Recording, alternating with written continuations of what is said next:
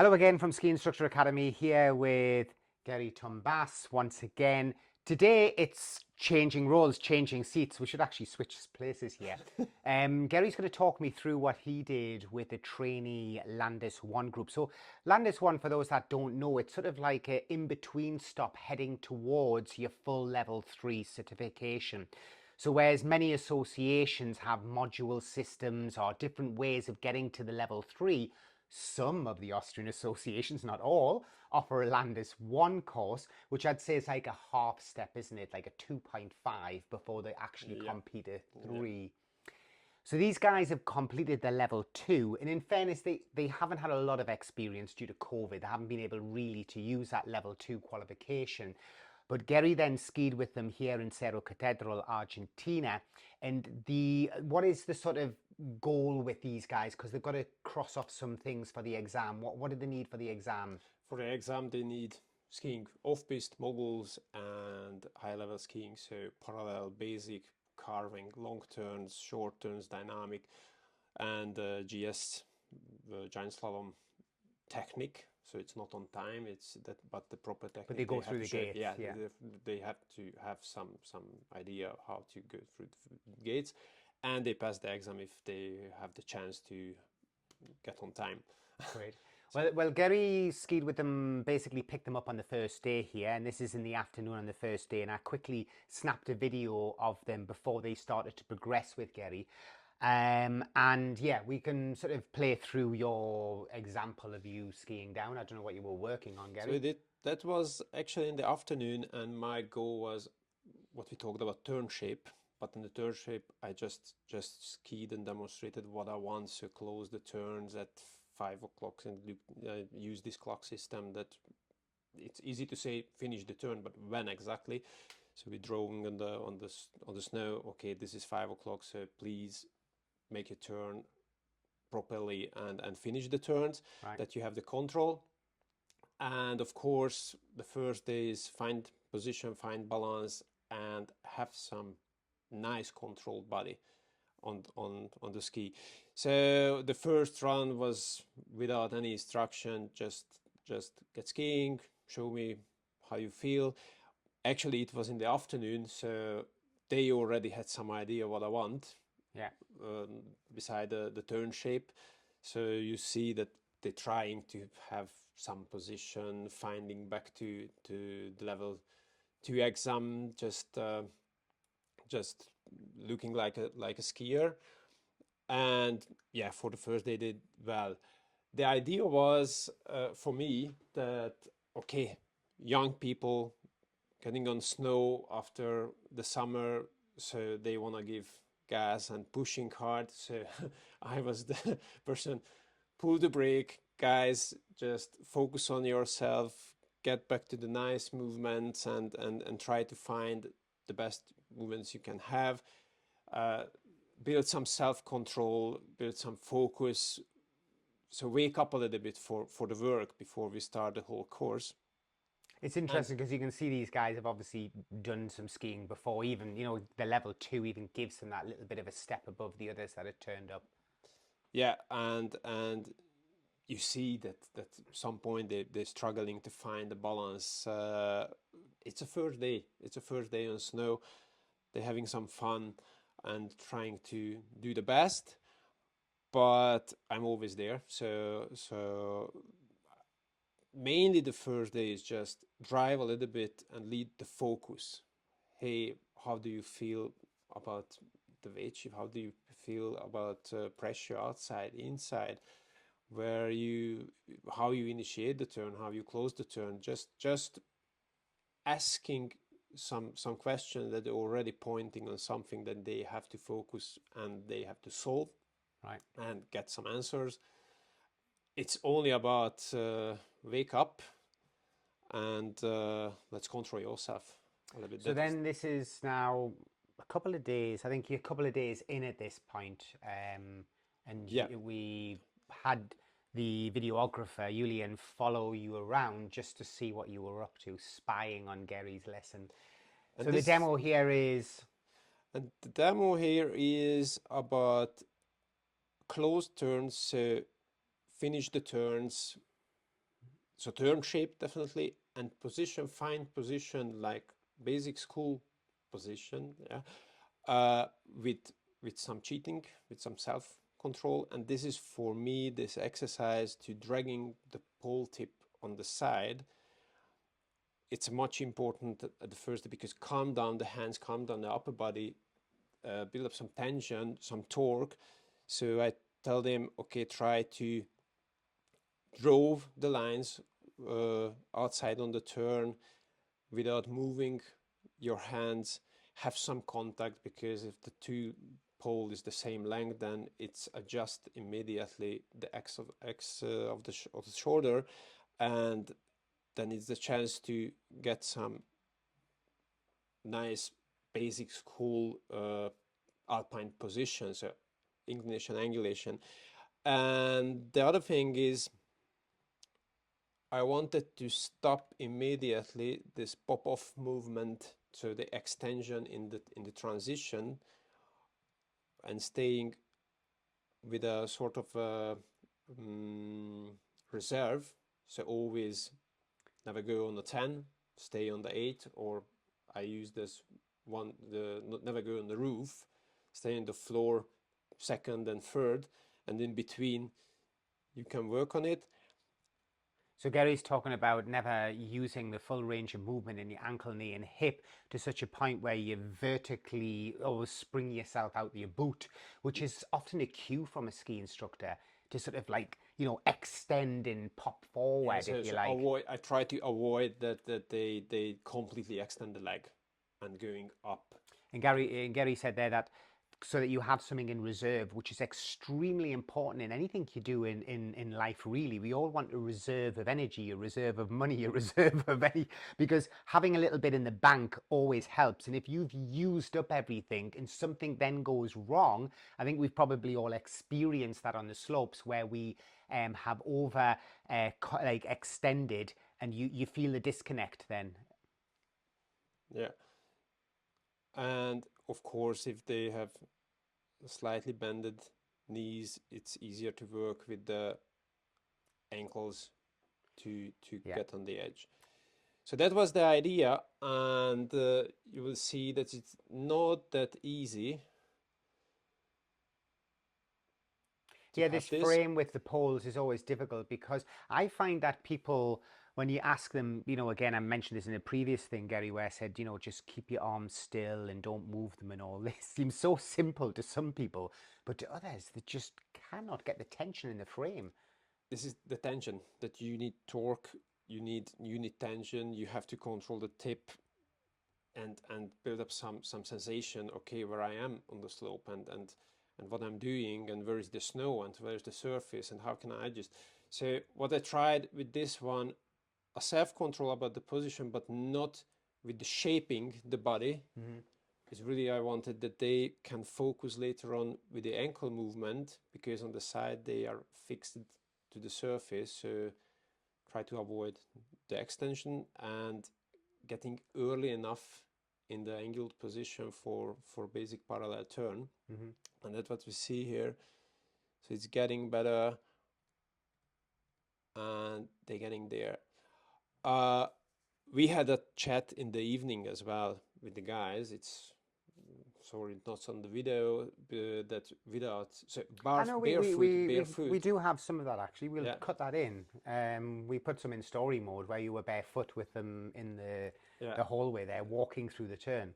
Because that was for me important before all this stuff, that how they imagine the turn. I want to see the ankle without the ski boot, and I want to see that they see my ankle, what I'm explaining. If I tell, okay, big toe, heel, top thing, side movement, and it's interesting to just drove in the carpet a full line, and okay, let's do and right turn and the left turn and just walk on it, and please try to build up some tension in the ankle on the right side. So I mean on the inside on the foot sole, the outside ski.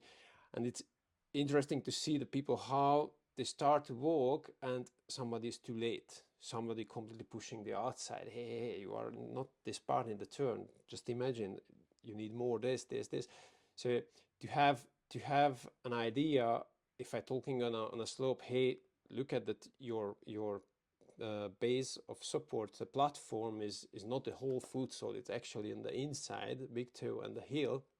This is a 5 mm, so you want to stand on it, so you have to fix it. You need tension in the ankle, dorsiflexion, get on the side, that you tip the ski on the edge, and there you want to have the balance. The whole upper body is just there to adjust and help a little bit. That it starts with your feet, and we are looking for this in the next day, and that's what we tried to do with these exercises, and they do it really well. Maybe somebody will invent see-through boots. So we can see through it. Clear boots, glass boots. But for example, sorry Dylan, this is it. So immediately he tries to get the good platform, is pretty good on the edge, but the upper body not in the right position. It's getting in the turn, and it looks like easy to say, hey, push down the tip, take care that the frame moves, drop the shoulder down a little bit, that you have contact, torque, build torque in your wrist, that the tip is not behind you, not on the side, it's near your boot, has to be in the turn, and then looks much better.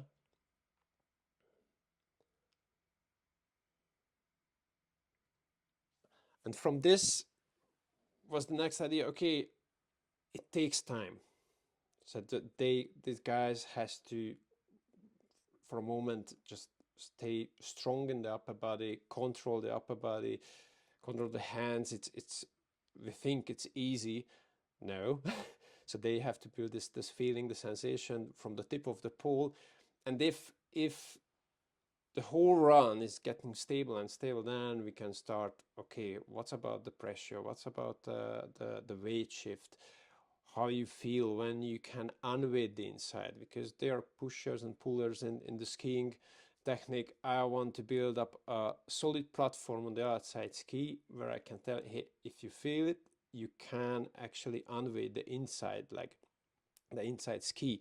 And that was the next point we had, that in the turn, entering the turn, get a good platform and then unweight the inside without getting out from balance. That means the top of the turn is there to build up the whole position, build up the balance, have the platform as stable as possible, and with a slight movement, just showing that, okay, you can unweight the upper side edge. I always find that I did a similar exercise, if you notice, on my last tutorial as well, and I said that some people are very good at cheating this exercise because they're strong, but also I think the key trick in the cue you want to give people is that action of lifting up the tail there of the inside ski should feel very easy. It shouldn't feel like, yeah, I'm trying to work it out. It should already be there. It should feel light. And this is it, that if the platform is good, then it's everything lined up on this balance point. So the inside is there. I can decide, give it more or take it away from the weight. So that's actually what we need in carving turns as well, that the outside is the boss, there is the platform, and then the inside I have a lot of chance to decide what I want, when I want to get the next turn, or how to play with the two legs. Because then later on we want to actively pressurize or actively steer the inside leg as well. It's not 100-0. It's like you have always the chance to play around with the two legs. But first we need a good platform. And this is a combination of now dragging the pose and this drill. It's not just one or the other, it's both. No, it's both, because the idea what I have this, if someone has a good feeling, comfortable with this, okay, the upper body has to be in tension, I have the two poles on the side, actually it helps you to balance.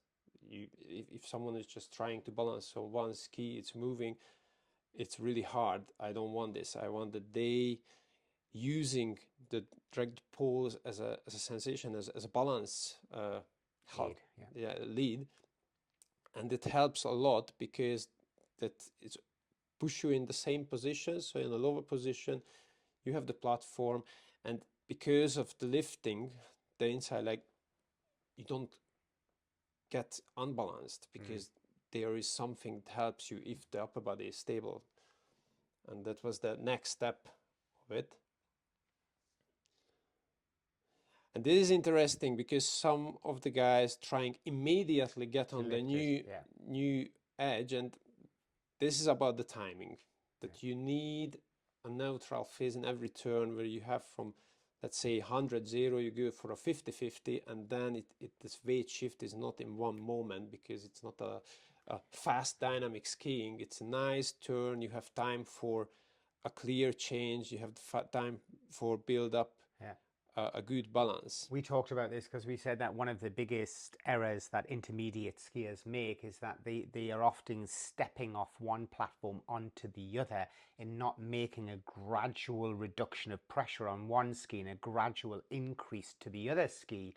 And at that level, it is important that you have that sensation of gradually moving from outside to the new outside and not stepping across. This gradually flatten the ski and get the new edge and build up the good platform and the good balance. Feel the transition point, I think, at this level, because sometimes they do skip it because they think that's dynamic. Oh, I'll skip the transition. But at this level, it's good to feel the transition. It comes from the stem turn, the stem parallel turns, that the stem parallel turns from the big toe edge, you wedge to the step out to the big toe edge, and really to train how to get flat the skis parallel. It needs time.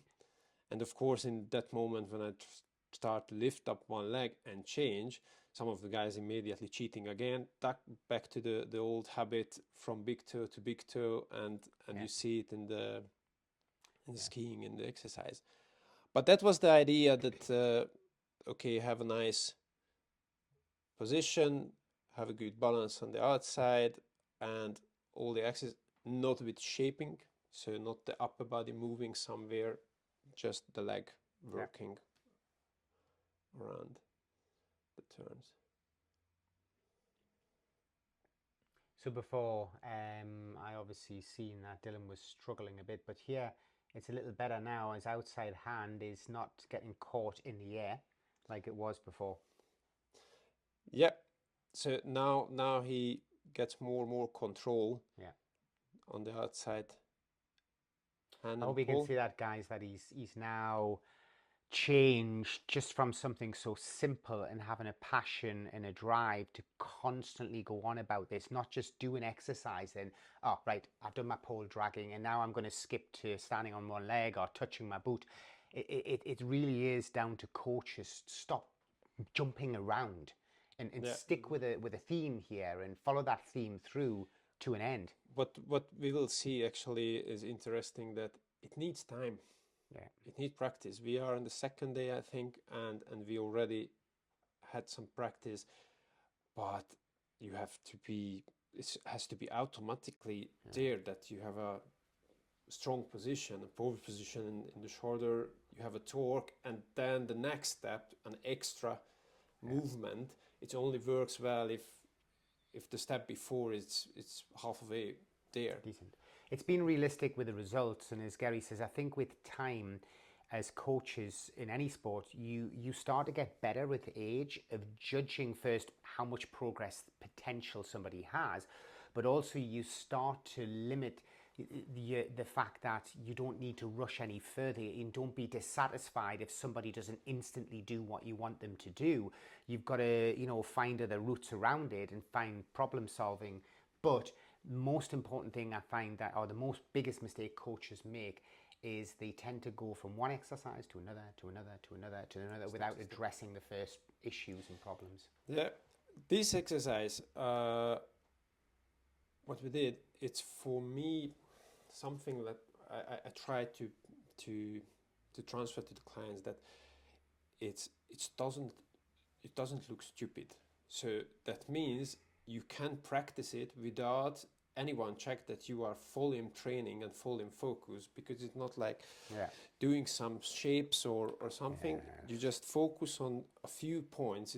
It's pretty a lot, but you can just ski and control yourself. You don't need a video do I have this touch on the outside? Not. If not, let's try it a little bit more. Or also later on, the inside pull to drag is easy. Yeah. But if you try in a normal turn, just unweight the inside pull without lifting up the hand, just get away from the snow. Immediately you get in another position because it's not there as a balance platform. So that was the next step. It's always combined with the first step, so the step before. Yeah. So noticeable differences for me that I can see that obviously that you know, being fixed with this frame and working hard to get the understanding and then their proprioception, their kinesthetic awareness of this skill of holding their body still, as Geri says, has allowed them to ski as well. And I'm not a great big fan of ski drills. Anybody who's skiing with you would tell you that. And one of the reasons is I find that a lot of guests do not like doing ski drills that are going to single themselves out in the mountain, you know, doing these things because they feel a bit like, you know. So a drill like this is a great one because it's incognito. It's like a quiet drill. It's a quiet drill, but it brings a lot more if you do properly. Interesting, the picture, because the Dylan is on this side, on the left leg turn, it's a guy who tries to make the shape a little bit. And there you see, actually this is the next step, he does this javelin thing. That was not the exercise. No. That was not, it was just to lift up the tail a little bit. But because on this side he's always a little bit more open to the outside, automatically the ski gets crossed.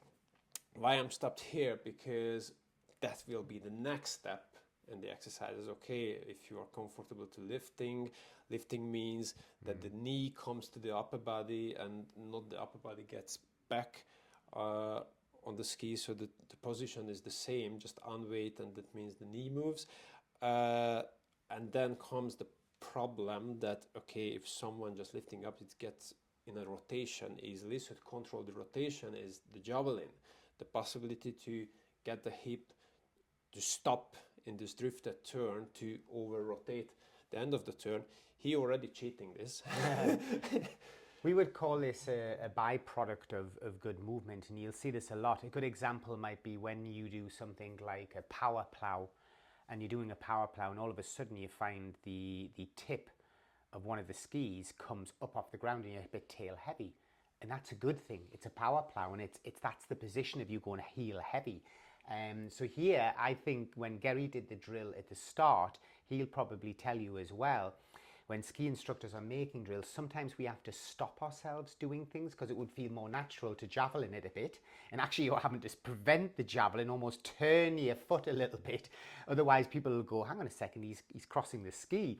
So it can be difficult being a ski instructor because you have to adapt your drills to be unnatural feeling sometimes. Yeah, and demonstrate what we want. Yeah, of course. Actually, from the guys. So everybody seems to have now, you know, picked up. Guys, I mean, for me, I'm looking at this, and obviously my job's to critique this. The main thing that I'm watching is, compared with the first runs, is the quietness. What I like, and I suppose, you know, Geri was asking on a previous video about my skiing, you know, and I had lack of focus. And I said, like, but today I'm thinking one of the things I'd like to be is back to being quiet, back to being, you know, still and natural and feeling balanced with my upper body, where all the weight is up here. So it's important that is quiet, and that's what I'm seeing from this. And they are ski instructors, so they have an exam, and it's interesting in all these videos if we lock the upper body somehow, because it's easier to focus on, okay, I have to do something, so drag the pulls. It's immediately so quiet, the whole picture is much better as someone trying to find a balance with the For hands. ski instructor exams, it will be important that the examiner can see that stillness, because exactly, if you're out of shape up here, it looks terrible. And this is actually cheating. So if you feel that you are near somewhere 1 centimeter to the surface, it's good. You don't have to make a big thing about more outside. It's okay. It's there, what we need. Yeah. So the next drill was, okay, the quiet javelin turn, in the drifted turn, where the inside ski gets crossed to stop this over rotation in the end of the turn. The tips of the pole on the ground, the frame, the upper body has to be there. Yes,